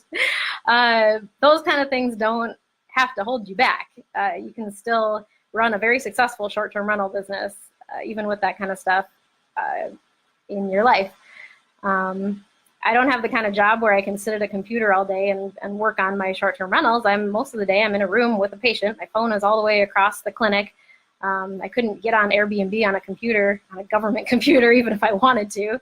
I mean, yeah, it hasn't been easy, goodness. But if I've learned anything from my whole journey, becoming a dentist, joining the Air Force, and then starting a successful short-term rental business, is that you're never going to know everything. And a lot of times the only way to learn it is to just do it. And yeah, you make mistakes. I mean, I don't know how many times I've gone, oh, that wasn't the right way to do that. Do it differently next time, and then you move on. And the best part about being in this community is that you've got hundreds of other people who are there to support you, and you can learn from them, learn from their mistakes. I mean, people are always posting, "Oh yeah, I did this dumb thing. Don't do that." But you lean on people, learn from them, hopefully avoid some of their mistakes.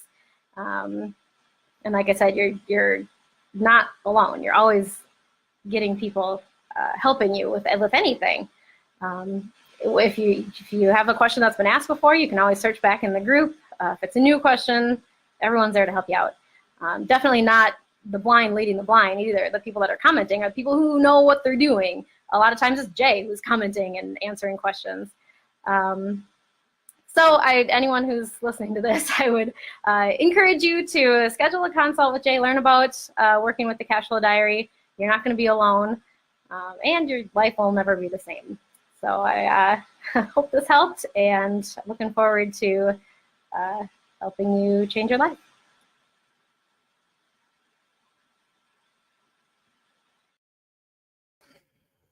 All right. So I see a number of you did go ahead and get an appointment scheduled. So that's good. So let's get about the business of this as well. Okay. So as a reminder for those of you who maybe came just late or now, there's a button. You should be able to quickly, easily schedule a time to catch up, to talk about where we are guaranteeing performance. You get to $10,000 a month of income, or we give you your money back. That's it. Nothing really more special than that, right? And we help you build a short-term rental business regardless of how many you have at the moment. So if you got none, great. But if you got more than one, also great. When that 10,000 increase is the thing that we're after. So we're going to have a conversation where we find out where you are, find out what's missing.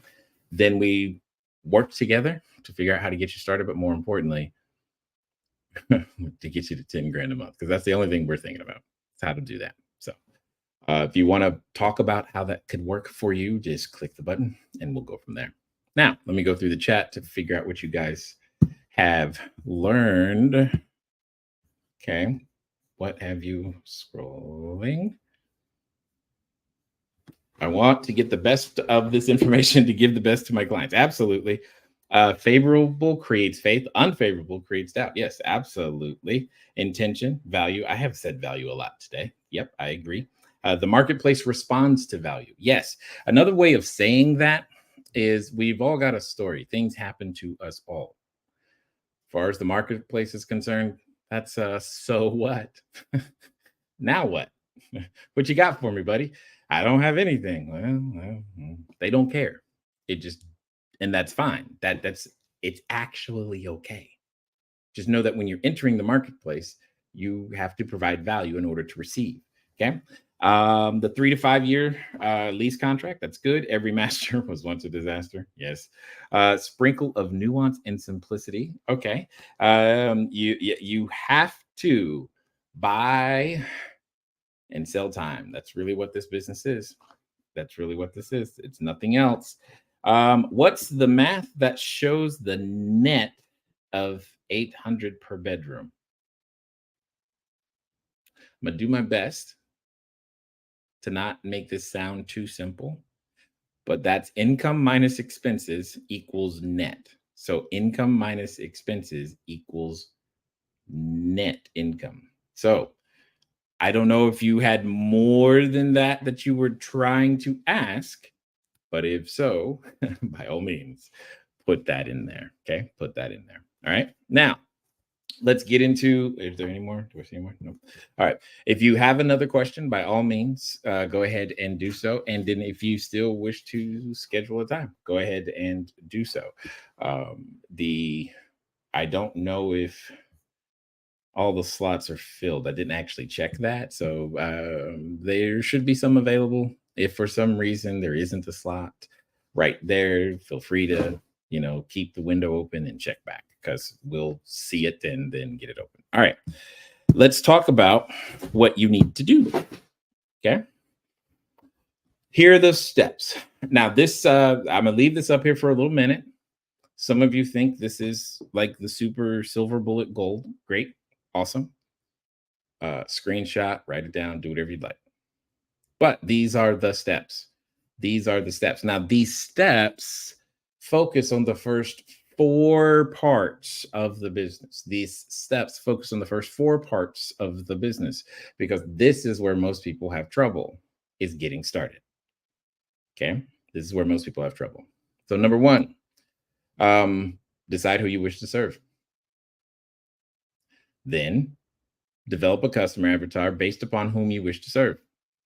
Then redline the neighborhoods, outline the neighborhoods or areas of interest relative to that person.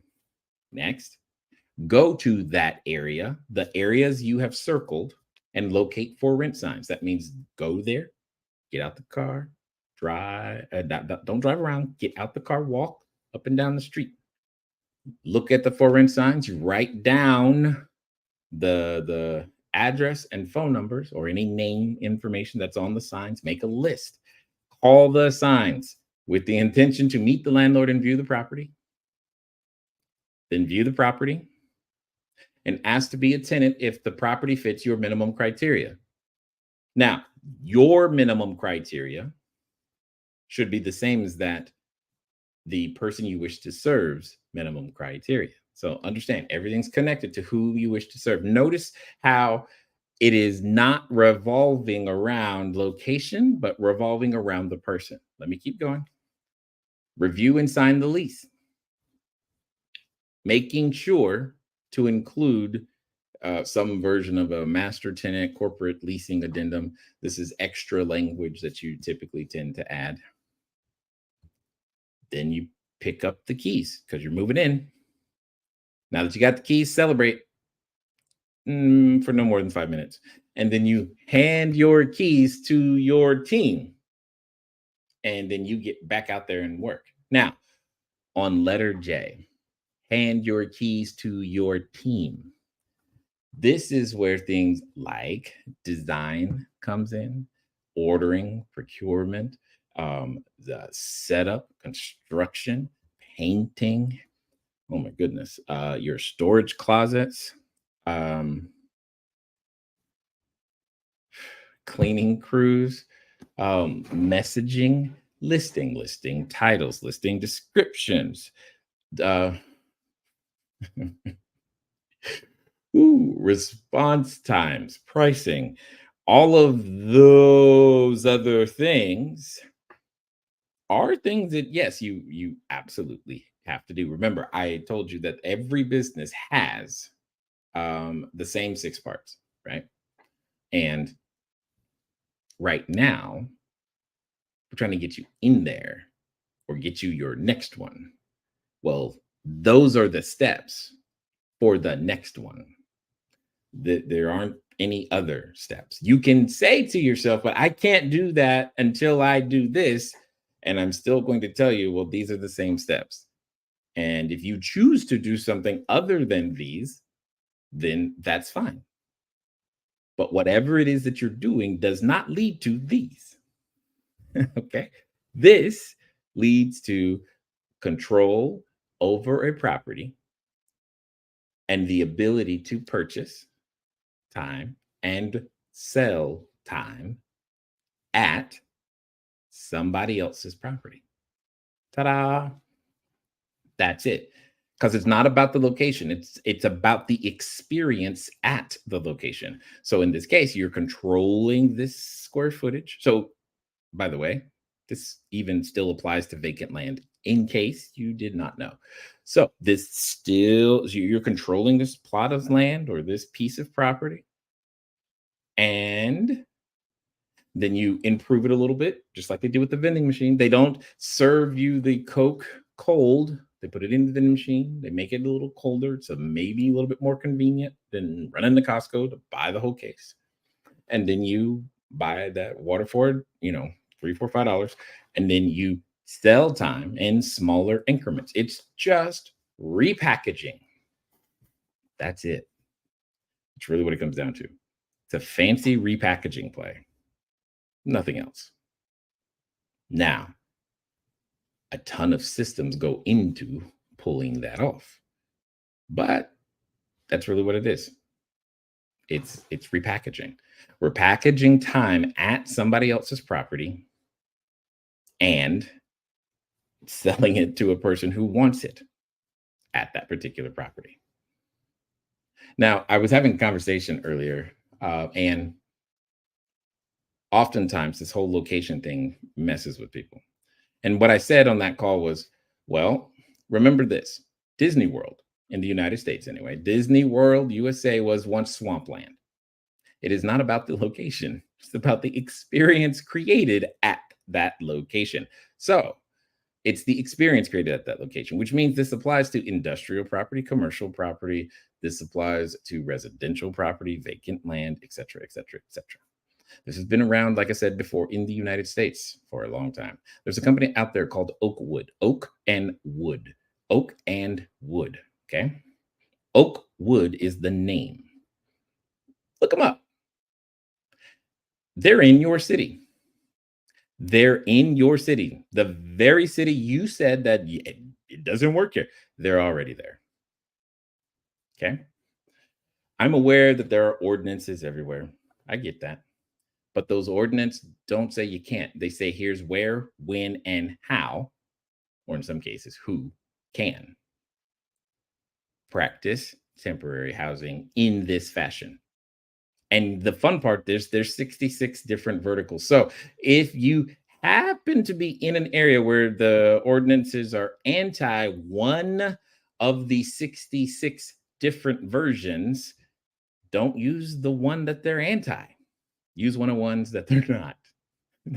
That's it.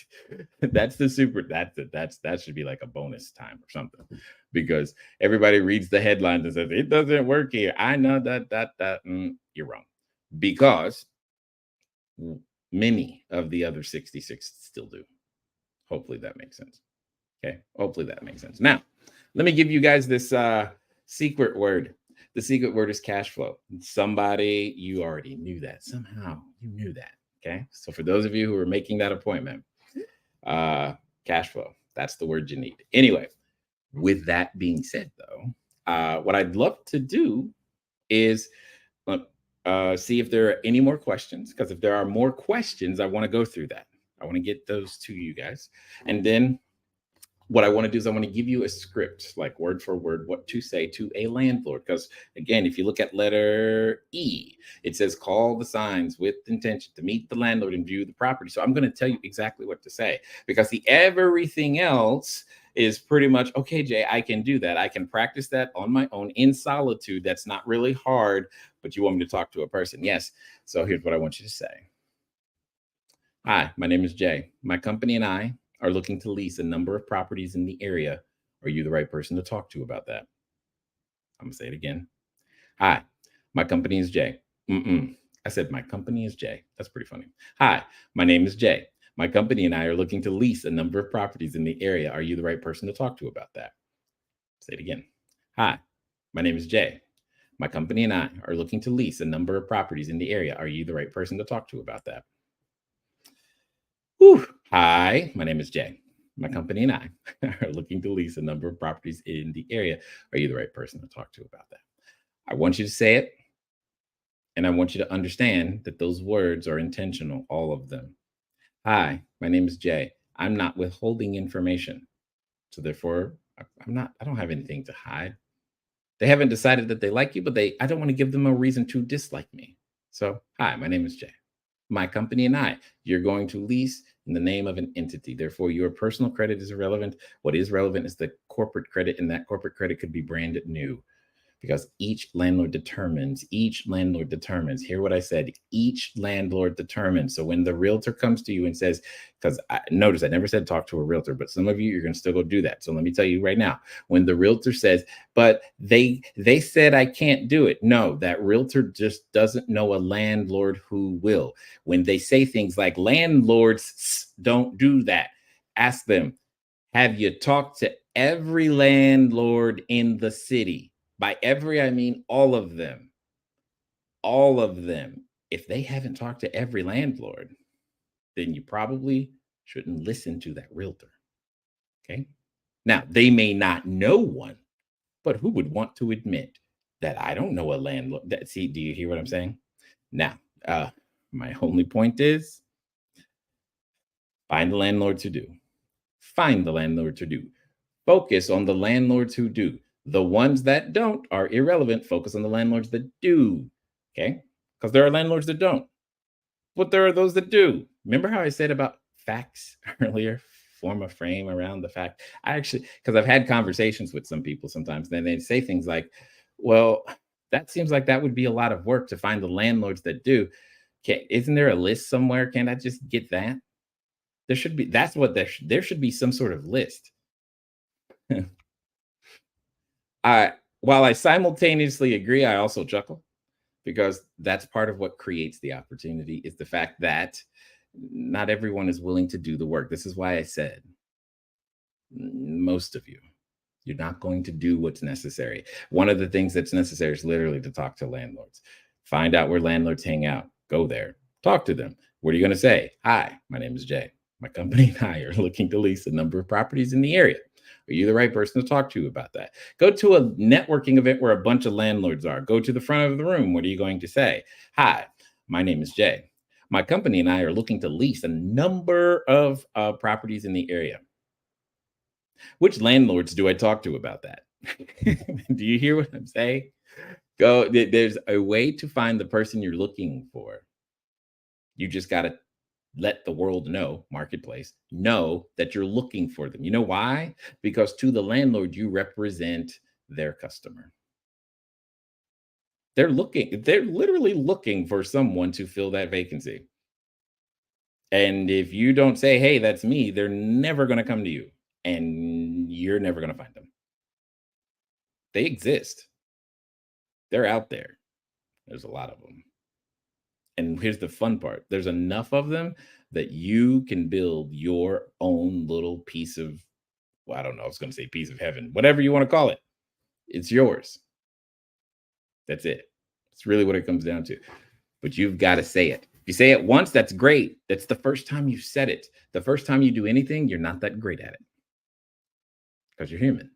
Every master was once a disaster.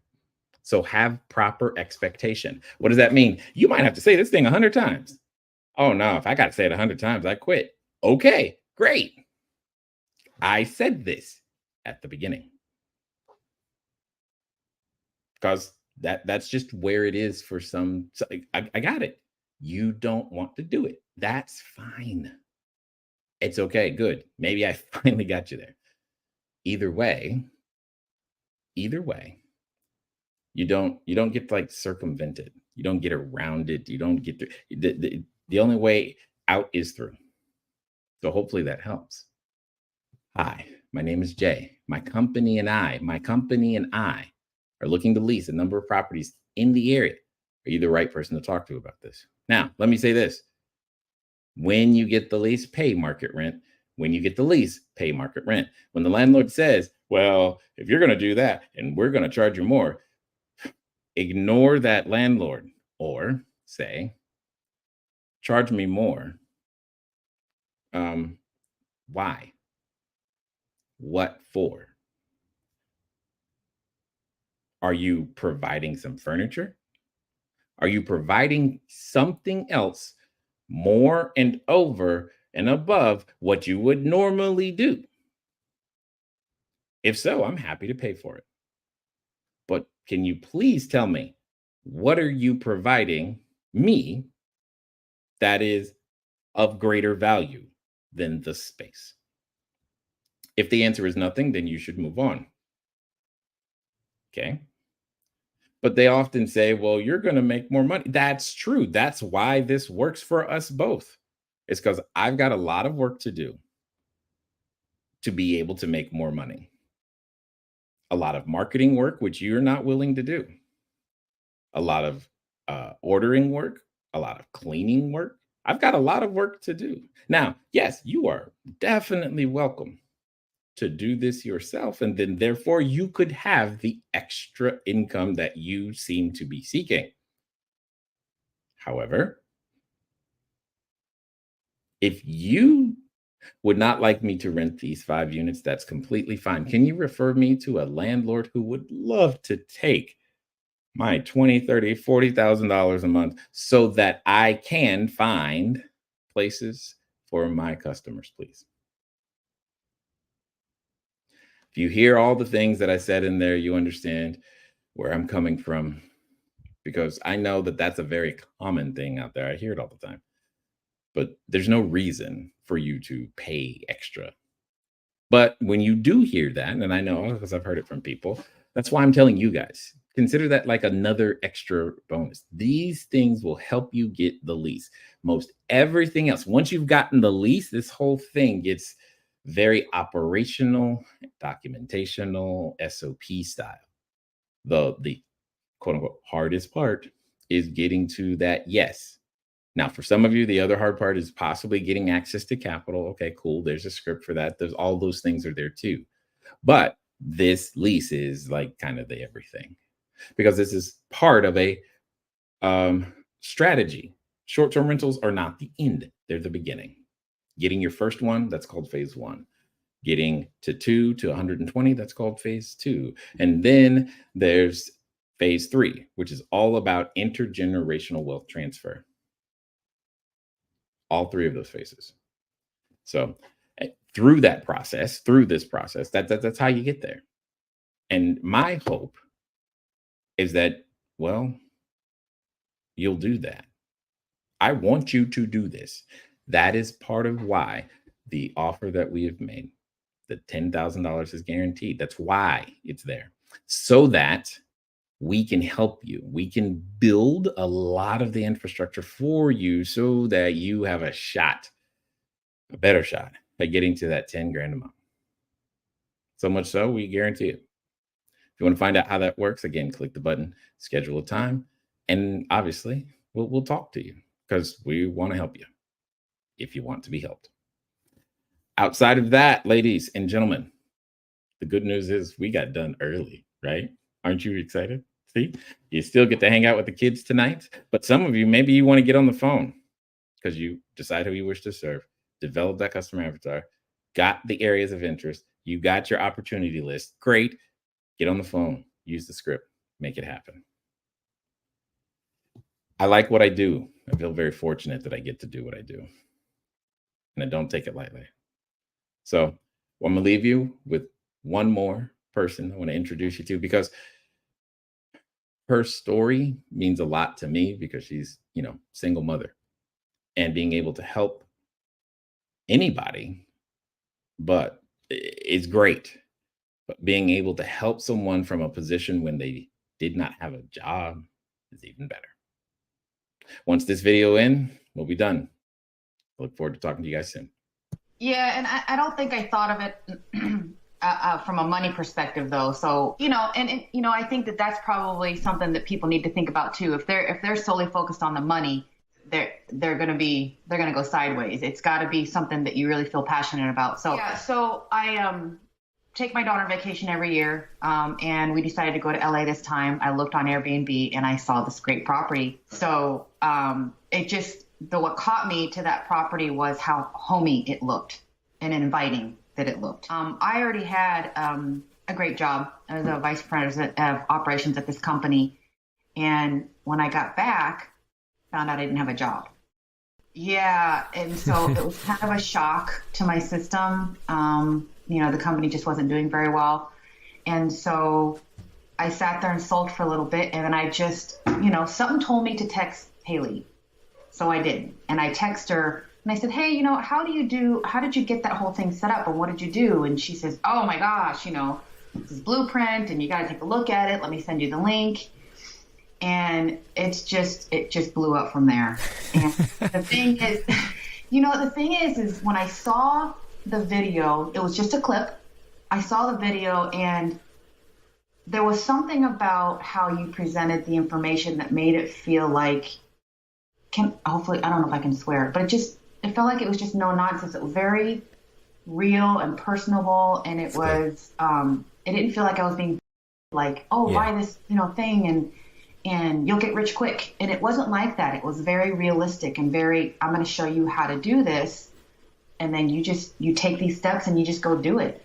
And I took it seriously, and it was just like a classroom. I swear I probably have 20 pages of notes just from the blueprint. It was serious, you know, it's serious business. When you invest in something, you got to take it seriously. And so I took every word to heart, and I wrote everything down that you said. And in fact, somebody on the group asked the other day, you know, what did you do to get, how long did it take you to get your units? I was like, 5 days. What did you do? And I was like, actually, it took me 2 days to get a yes. Yeah. It took me 5 days to get a signed lease. It's been great. I mean, you know, I have the 3 units. You know, I have a perfect 5-star rating. I mean, again, that was amazing, by the way, when you posted. I was like, how does she get 100% all the time? Like, I haven't even managed that. I mean, we're good, but we're not 100% all the time. Yeah. Like, come on. It's about creating an experience. Yeah. And really, that's what it is. And every single one of them is very different for me. I don't treat this like a widgets in, widgets out business. It's not a factory. Nope. It's the hospitality business. And that's exactly how I treat it. Like I said, I took your blueprint very seriously, and every word, I took it to heart. And so what I do is when somebody books with me, I kind of go to their profile. If they have a Facebook, I search them in Facebook, and I kind of start seeing what they like, and do they have kids, and that's how I create their package, their welcome package in the room. I had one lady that had a teenage boy, a new baby, and I bought, you know, little jars of baby food, and I bought doodle packets and things like that. So something for every kid. Like I said, if you take it seriously and you really take your advice and engage in the Facebook group and really engage and see the experiences, it's going to be successful. Well, it's funny because my daughter got accepted to, it's a college prep school. The homework is just crazy. And so now I actually get to sit down with her every day and do her homework with her, take her to parkour classes, and she wants to do this and that. And it's really nice because I have that freedom because all I need is my cell phone.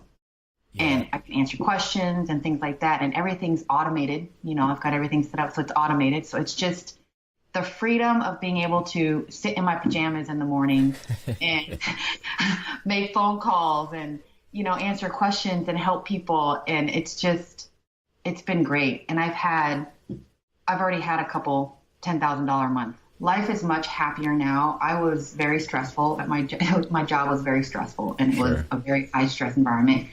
But now it's just not like that. It's just fun. And you make money versus, you know, being kind of grumpy and grouchy at work and being stressed, and, you know, you got a boss hovering over you and stuff. But this is just, I'm my own boss.